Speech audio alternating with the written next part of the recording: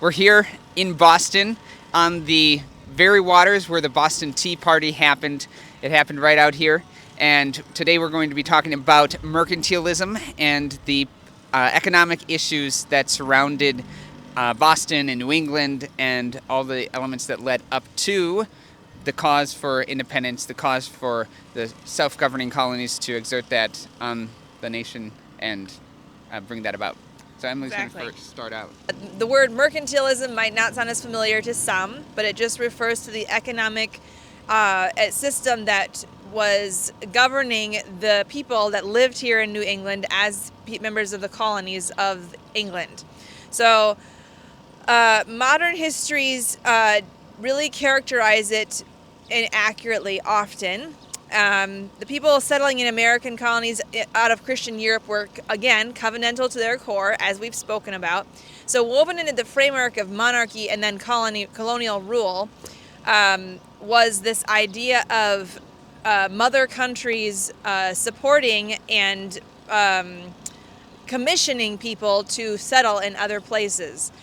And we've spoken about this in the context of, in our series on Jamestown and Plymouth. So those are great places to go back and listen to more of how that started. But the baseline is that there was a covenant between the people living here and the King of England, a contract with him that had requirements for both parties. So the king provided basic law system, military aid and protection, and in return, the subjects paid revenue. They obeyed the laws and they paid revenue. Specifically, the colonists were not subjects of Parliament, and that was a big issue. So in case of the American colonies, the proposed colonies were so remote and rugged that the enterprise to settle them was considered as likely to fail as to succeed. And the king approved the efforts of colonists and provided economic support with the tenuous hope that the settlements would succeed in bringing revenue. Persecutions, political upheaval, and eventually the English Civil War had reduced the English government to a seething mass of political intrigue and abuse of power. The empire had to grow to support the top-heavy system and burdened the United Kingdom with a national debt impossible to overcome. Economic authors at the time sound similar to those in our own, measuring the national debt burden per capita to be absolutely insurmountable. When the enterprise of the colonies of the American continent was surprisingly successful, the settlers started prospering and developing the vast wilderness and its resources, and the ripening wealth across the pond caught the hungry nose of the mother country. America was one of the many colonial crutches they decided to use to support a looming financial catastrophe. And George III specifically committed most of his treason against the colonists de facto. That is, he abdicated responsibility to his subjects and he got greedy for security. This was really a pragmatic choice on his part, not so much built on principle. The fear of God was waning in England at this period of history. Again, it was mostly based on self-interest, pride, and divine right to do as they pleased with their colonies that motivated the people who committed these acts against the colonists. He had trade advisors who were vulture-like and persistent, like our own modern lobbyists at the Capitol are today. And each of these groups had their own special interests and a great deal of money and time ready to devote to exploiting the weaknesses and vulnerabilities of the crown to their advantage in the context of the colonies. So this really doesn't excuse George III. It simply demonstrates the nature of the beast he was driving, the reasoning that built England's case for suppressing resistance in the colonies. What the people in England saw as an economically pragmatic choice, the colonists saw as a war of attrition. And we've spoken about this some, but more and more they were afforded none of the rights or privileges that they were owed as Englishmen, and their money was sifted away by fraud and their loyalty was demanded in any case. So the context of their covenant contractually binding relationship with the king was breaking apart. And in biblical law, when one party in a covenant violates the terms, the other party could justly break the bond. And such a break is not required, but it is provided for. The law of God provides principles for this both in statute as well as in case law. Rulership was delegated by God for the benefit of the governed. And this was not being taken care of by the king. All right, so the perspective explains the colonists' long reluctance to break with the king as well, though. It It's not as if they considered themselves a different people. They still considered themselves to be Englishmen, and they wanted to live under the lawful jurisdiction of the king. They felt that they were owed rights and privileges that were owed to king's subjects. So this was a difficult break to make. But ultimately, they decided that to usurp powers not delegated was to usurp Christ's authority, again, as we've spoken about. So they could no longer tolerate this this burden from the king. So to yield under such a tyranny was to allow that Christ's rule was not real and did not matter to his people. And that's why we get to where we are today. So then, when we're talking about the economics of those colonies, mercantilism wasn't just the economic policy of the British Empire, it was de facto in all colonial powers at the time, so whatever empire that was. Under mercantilism, the financial interests of the mother country were the most important because it served the interests of the parent country. It was opposed to free trade and sought to make the colonies dependent because they were revenue sources.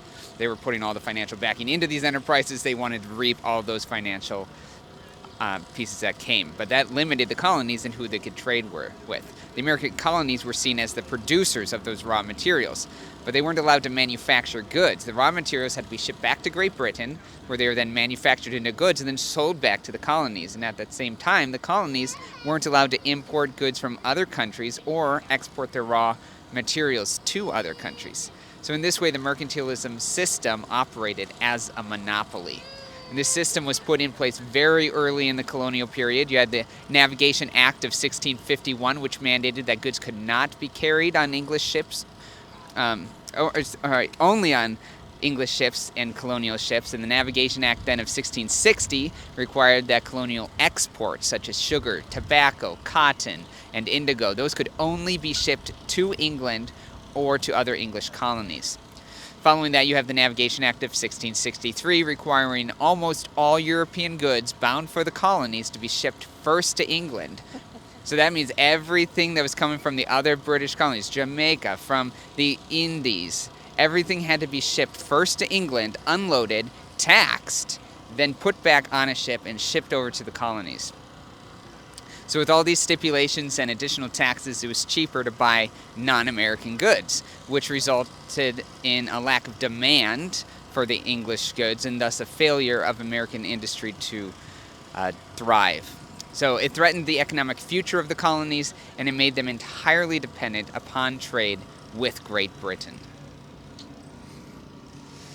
So the economic abuses that were listed in the Declaration of Independence, they came right after the failure of the Covenant of Oaths, and it lists out the economic abuses. The first one was that the king was cutting off the free trade to the world. It said, for cutting off our trade with all parts of the world. And the historic example of this is that in the ultimate indictment of the entire mercantile monopoly and the Navigation Acts that Kurtis talked about, by mandating the colonial raw materials could only be shipped to Great Britain, and the European goods,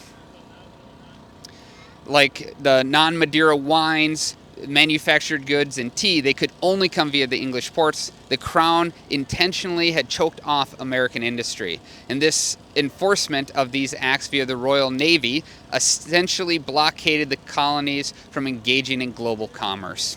And the second law, or the second thing that they brought forth as a complaint was that for imposing taxes on us without our consent. And so these were duties that were imposed on European goods arriving via England. This included the Sugar Act of 1764 and the Townshend Revenue Act of 1667. This very law was used to seize John Hancock's ship, the Liberty. And because the colonists had no elected representatives in the British Parliament, any tax levied on their imported goods, whether it was on a duty of wine, molasses, or paper, whatever it was considered unconstitutional and an assault on their rights as free Englishmen. And the third abuse was the tyranny of the customs officials. And so not specifically economic, but the practical application of that economic function. This was that the king had erected a multitude of new officers and sent hither swarms of officers to harass our peoples and eat out of their substance. So the historical example of this is that in 1767, Britain created what they called the American Board of Customs Commissioners. They were headquartered here in Boston. This brought in a wave of aggressive, corrupt royal collectors who used technicalities in the Navigation Acts to seize colonial ships and steal it right out of their pockets. These officers were granted writs of assistance, which were nothing less than a blanket search warrant to ransack colonial warehouses and cellars looking for smuggled goods. And the fourth abuse was the stripping away of trial by jury. The list of abuses could be examined at length, but one of the greatest abuses was the authority related to being deprived of their benefits of trial by jury. The Declaration of Independence citation says, "for depriving us in many cases of the benefits of trial by jury." The historical example of this, again, would be when John Hancock's ship was seized for smuggling Madeira. He wasn't tried in a standard colonial court with a jury of his peers, who would easily have acquitted him. Instead, the British prosecuted smuggling cases in vice admiralty courts. These were military maritime courts run by a single crown-appointed judge who received a direct financial percentage of the value of any ship that he condemned. This completely bypassed the Magna Carta's guarantee of a fair trial by jury. So, those are some of the abuses that led up to a very significant event in the cause for independence, which was the Boston Tea Party, which, again, happened right here on these waters, so 1773, and it is one of the most important events leading up to independence. So at that time, tea was a very staple drink in the colonies. It was very popular. When tea was imported into the colonies, it had to, as I said, be shipped to England first, tax added, and then sold to merchants before it could be shipped and then sold in the colonies. So that all of those elements are drastically increasing the price of the tea, adding on all of those resales. So that led to a boycott of tea in the colonies. So the British East India Company at the time, they were providing most of the English tea, and they were facing a financial crisis. So the company was taken over by Parliament, and the taxes were created in order to bail out the company. So the company was also given a monopoly in which they were the only ones allowed to sell directly to the colonies. This allowed the tea to be sold at a lower price than all those other colonial merchants who had just bought their tea in England with all the duties and taxes added and importing it into the colonies. So at this point, that's causing quite a stir. The colonists saw themselves as the daughter of Great Britain and that their grand empire was their mother. They did not believe it was proper for a mother to abuse her daughter by forcing her to buy unwanted items at marked up prices, especially when the mother was already abundantly wealthy.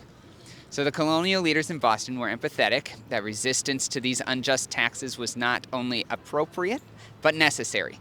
And in response, the colonists launched a boycott of all English tea. Tea went from being a household staple to a symbol of tyranny. Drinking the tea became an act of infidelity to self-government. So what did they do? They switched beverages. And now, the drink of all true patriots became coffee. John Adams even wrote to his wife about switching to coffee. He said, "Tea must be universally renounced. I must be weaned, and the sooner the better." But Britain wouldn't have it and continued to ship tea to the colonies. So, under custom laws, the cargo had to be unloaded within 30 days of being docked. But the colonists wouldn't let them disembark, and the Massachusetts governor refused to allow the ship to return to Britain without the taxes paid, and they couldn't get out because of the guns at the port. So it stuck. And in a cold winter night in 1773, the Sons of Liberty, men like Paul Revere, Lyndon Pitts, John Hancock, and Samuel Adams, dressed as Indians, boarded the tea ships, and then they threw the tea into the Boston harbor. And this was not a lawless riot. This was a justified action which they saw as a necessary interposition, a defensive check against political overreach and tyranny. Writing in response to the Boston Tea Party, John Adams explored the consequences of allowing these unjust taxes to be forced on them. He warned that submitting to such taxes would inflict on them the horrors of Ireland, and that they would subsist only on potatoes and water. The reason the colonies saw the dire need for intervention was that they were watching the same illegal economic policies unfold in Ireland. They did not want to end up in the same way. All right behind us, they just were reenacting the throwing in of the tea again. They have tours round the clock, apparently. All right, so I'm just going to briefly talk about occupied Boston. Everybody's touched on it a little bit here, but I'm just going to detail why it was such a pivotal choice in the movement towards Declaration of Independence. All right, so prior to the Tea Party, we're going to back up a little bit. The Crown-appointed authorities were complaining about the protesting and unrest in America, and they naturally believed they would feel safer with a military presence. And many of them were unhappy about being in America anyways, being in the colonies, and they liked the idea of breaking the spirits of the colonies, so to speak. It was very comfortable for the average Tory. So in 1768, the king sent his warships into Boston Harbor with their guns pointing toward the town, and 4,000 troops took up residence in a city of, it was 16,000. So they caused all kinds of trouble. Unprincipled British troops were cohabiting with Boston households, and the offenses started to add up. Many of these were documented in the Journal of Occurrences, which is kind of a famous patriotic paper. There are numerous instances of domestic assault with no criminal repercussions. By 1774, the British officials accused of capital offenses, such as murdering a colonist, could have their trials transferred to another colony or to Great Britain. So that law basically guaranteed acquittals for British officers and soldiers, effectively giving them a license to get away with murder. And in response, the Colonials, best they could think of to do was just to turn the Journal of Occurrences into a widely distributed column and document the offenses committed against Bostonians by the British military. And they demonstrated to all Americans through this column that this war was no longer just simply a debate over taxes and economy, which was still a big deal. But now it had moved into the Americans having a moral obligation to protect colonial households from bodily harm. Of course, the British regulars hated the column. They responded to the critique with psychological bullying of American culture. They smeared horse dung all over the floor of some of the churches, took out the beautiful ornately carved pews and used them as pig feeding troughs. And the king appointed his head of military operations, General Gage, as governor of Massachusetts. And everybody knows how bad General Gage was. But what we sometimes forget is that it was effectively declaring martial law on Boston. But even after all of this, the leaders of occupied Boston still pursued peace with the king for 7 years before the Declaration. So this occupation and siege of Boston is one of those crucial backstory details that are so often overlooked in the modern history books like we've been talking about. They were not enduring a mere economic inconvenience. Americans were victims of a foolish, greedy, insane king who surrounded himself with a small circle of enablers who arrogantly were declaring war on their own people. These are the circumstances that prompted Patrick Henry's famous speech, quote, "Our chains are forged. Their clanking may be heard on the plains of Boston. The war is inevitable, and let it come. Is life so dear or peace so sweet as to be purchased at the price of chains and slavery? Forbid it, Almighty God. I know not what course others may take, but as for me, give me liberty or give me death." They're huzzahing in the background. All right, you guys, thanks for joining us for this episode on mercantilism.